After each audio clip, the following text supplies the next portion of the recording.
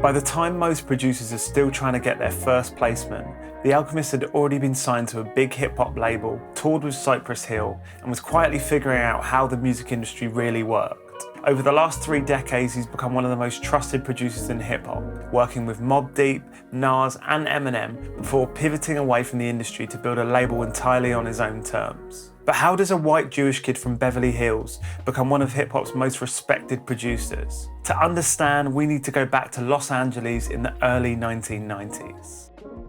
Alan Mammon was born in Los Angeles in 1977, growing up in Beverly Hills, about as far from hip-hop's traditional entry points as you could get. But his interest in music showed up early. We used to have like a piano in the house. I used to go over there and try to sound little things out. I think my mom saw early on that I was into it. And so she tried to give me piano lessons. You know, piano lessons is not what's up. So I fought it, but I did it. For a young Al coming from outside the culture, radio became his entry point. And in Los Angeles, that meant the legendary K-Day. We were listening to fucking AM radio in LA because they played all the great shit. Like, that's the first time I heard top billing from Audio 2. Milk is chillin', Giz is chillin'. What more can I say? Top billing. That's the first time I heard Craig Mack when he was Easy MC. Please shut your lip and listen to it today. May sound like a cliche, but like Frank Sinatra, I'ma do it my way. It was a place for kids in LA, at least, or people to just hear. Back then, there was no way to hear shit like that. I really got hip to a lot of records. Around him, there was a loose network forming, drawn together by rap, graffiti, and hip-hop. My first stages were rapping, just straight jacking your favorite rapper's verse. I would memorize a rhyme, change a couple of words, put my name in it. Then I connected with my man, Scott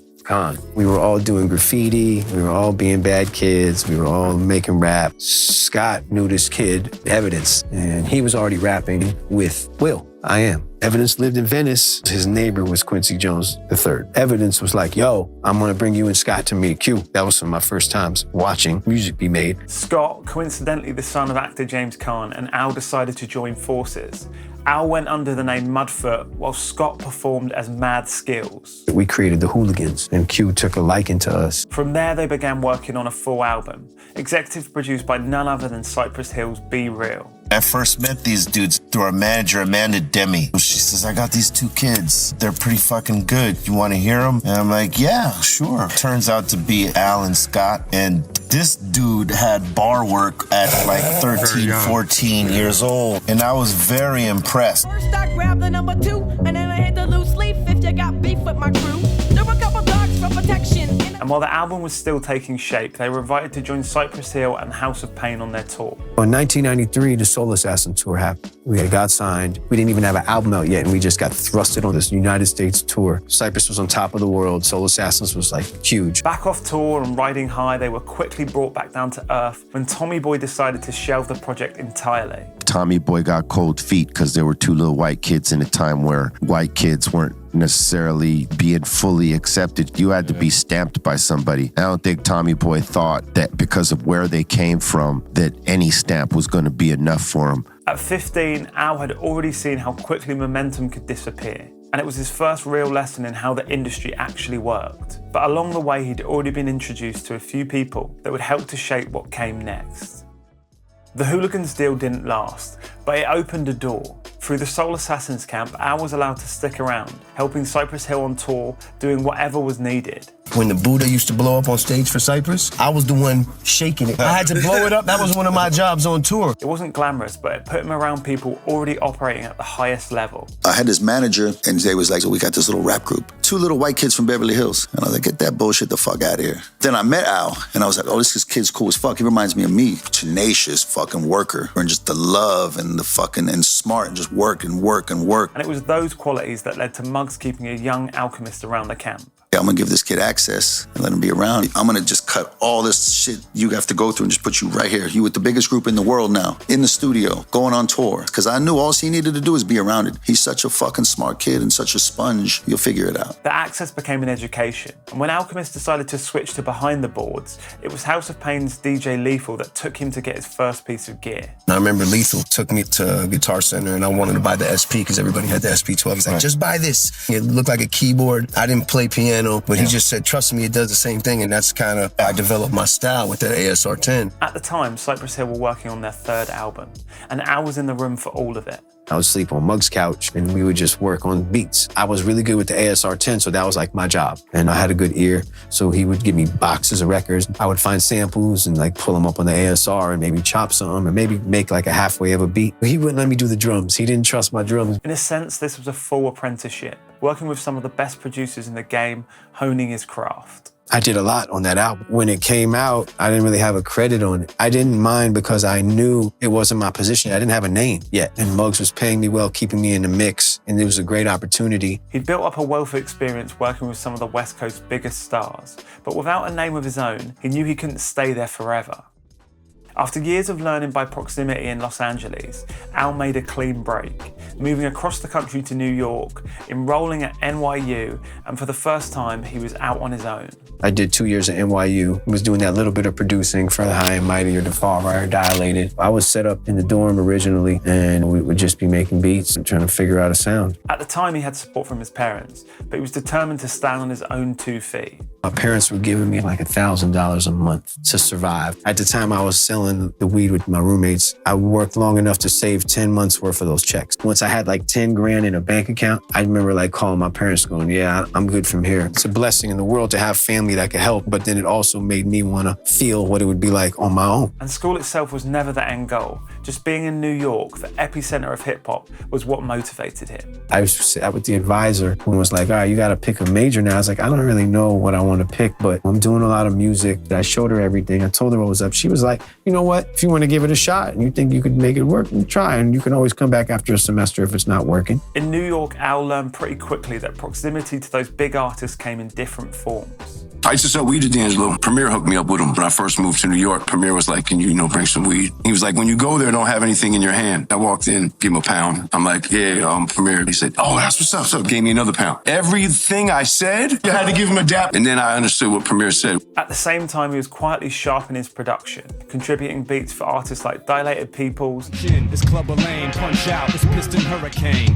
When this is done, things will never be the same. And the High and Mighty. The live rhyme flow, kick like Taekwondo. Dine with the bomb show, let the Messiah shine glow. Off for 20. While still figuring out his own style. I was now honing my production craft. And I'm not like some of these guys who are like, your first beats are the beats people have heard. I had a lot of time to develop my style, where it was like I was just imitating Premier. I didn't have my sound yet. However, it wasn't long before Al was introduced to one of New York's dopest crews, a moment that would define his next chapter. Breaking through in New York meant showing up night after night in studios and offices where the artists were working. You had to be physically out there. There was no email. Staying home and making beats was like the one part of it, but straight up running up in the studio, making my own phone calls. I need to be on as many albums as possible. And I needed a name tag. Alchemist. As producers, we were like salesmen. However, it was through his connection to Muggs that he was introduced to a group that would prove pivotal. Muggs had worked with them on his album, so we linked up. I would like always come there, he would not be there, having to be there. And they'd be like, play me some shit. And I had this one dad, played him a bunch of beats. I like this one beat. Like, yo, who the fuck is this guy? Like, how is he making such good beats? The shit was fire. Prodigy, on the other hand, was more suspicious of this unfamiliar figure showing up around the group. I thought Al, I thought he was a Fed. I thought they sent the Feds in to investigate us. One day I asked him, I was like, yo, so hold on a minute. When did you figure out that I'm not the police? He was like, when I seen you make a beat, son. With Havoc's cosign, Prodigy gave Al a chance. I would come back 2 days later and then P would be there. And then I would play that same dat for P and he'd be like, I like this one beat. It was the realest. A month or so later was when P called me and said, yo, bring that beat through, son. Walk in the room and then G-Rap is just sitting there. The record became The Realist, Alchemist's first official production for Mobb Deep. Laminated branded with the cereal scratch. Bad apple out of the bag. Done it maybe like that. If I could push. Followed by Thug Music, both taken from Mobb's Murder Music album. When I did The Realist for Mobb Deep, I was very insecure about it because it was just a loop. And at the time, that was kind of like risky. Oh, you just looped a 2-bar loop. You didn't add your own drums and spice. But to this day, that's one of my best records of all time. And I had to grow to understand. It's just having the knowledge of knowing when to do what. That connection with Mobb Deep marked a turning point, placing Alchemist in rooms he hadn't had access to before. I could pretty much put my career on a timeline of before Mobb Deep, after Mobb Deep. I remember walking into Hav's crib when he used to live in Freeport. Walked down into the basement one day. all of a sudden Nas walked in. That's the first day I met Nas. I was making the beat for TikTok. Nas walked down and was like, yo, I can rhyme to this? With double XL, pants sagging, blunts dragging, benevolent well, imagine. During this period, Alchemist spent long hours in the studio with Mob, taking in absolutely everything. I learned so much from Havoc, like drum programming. I just say that to say, like, I used to sit there and just absorb. Both Premier and Havoc are in my DNA. By the early 2000s, Alchemist was in demand, producing records for Jadakiss. Fuck the frail shit, cause when my coat come in, they gotta use the scale that they weigh the whale. Ghostface Killer. I looked him in his eyes, grabbed the dice. Son, I found him better twice for your fucking life. Money feed good. And more. But there was still one milestone he hadn't reached. I was producing for years and I'd never made an album. The producers that I was raised off of, like the Pete Rock, Premier, Muggs, these dudes, the way that they became popular as producers was they produced albums that were classics first. And then people sought after their production. So I was like, I want to make an album. And for this project, he wouldn't just be producing, it also marked a return to rapping. First Infantry established Alchemist as an artist. When the time is worse, never leave my fam in the jam. I'm dying first, never till my last dollar, I'm grinding first. Soon after, a connection through his former lawyer, Paul Rosenberg, brought him into Eminem's orbit, where he was asked to join the tour as his DJ. Getting out on the road with M and seeing these fucking crowds, it's like, holy shit. On the stage when I'm rocking, and it would just open my mind up to a whole other level of shit. So it was like, I gotta give him a lot of props for even reaching out and putting me in that position. After almost 2 decades in the industry, Alchemist has seen both the benefits and the limitations of the major label system. In the early 2010s, he decided to move back to Los Angeles, a decision that helped shape the next phase of his career. Alright, quick pause before we carry on. One of Alchemist's biggest inspirations to mine for samples has always been library music. Our latest Loop Kitchen sample pack, Aperitivo, is heavily inspired by those 50s, 60s and 70s library records. They're melodic, cinematic samples perfect to flip, chop and reshape in your own way. And this beat was made using one of the samples from the pack.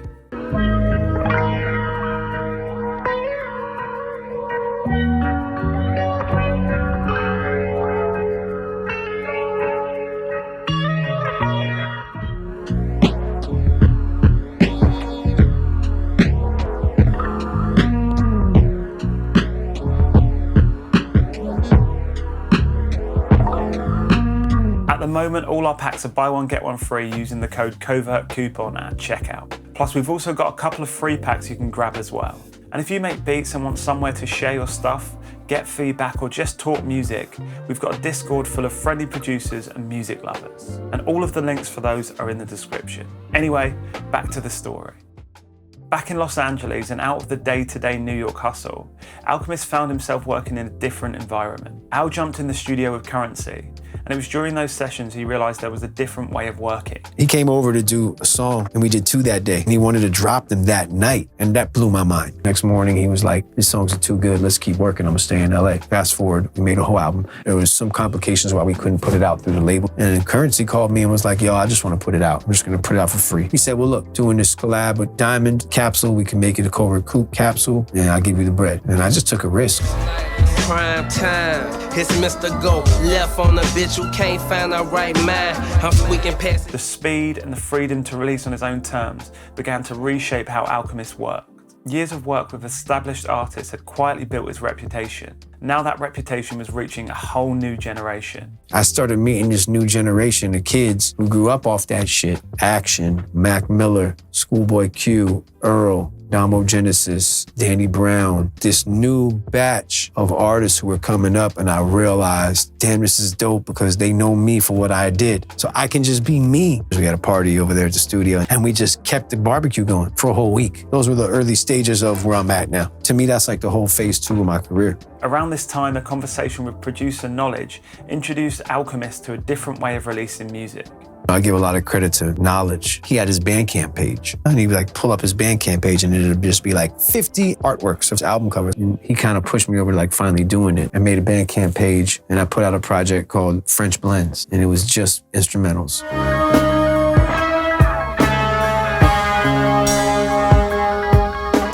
And I sold it for like 20 bucks. And the next day it was going straight to the PayPal. And I can't explain to you how it felt. For Alchemist, independence became a system. Direct, repeatable, and sustainable. You know, when you're playing a video game and you kind of playing it good and you turn the speed up or put it on a more advanced level, it's starting to feel like that. We got the rinse and repeat formula the last 5-10 years of just doing records with different artists like Bodie James or Rock Marcy or Action Bronson. It just feels like we in motion. Over the last decade, Alchemist has released a steady run of collaborative projects, working closely with artists like Freddie Gibbs, scamming niggas maxing out, ratchet bitches acting out.